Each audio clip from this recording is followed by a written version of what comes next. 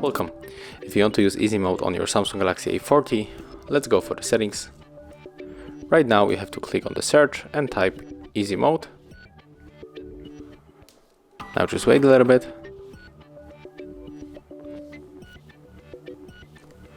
Click on the easy mode right here. Enter here.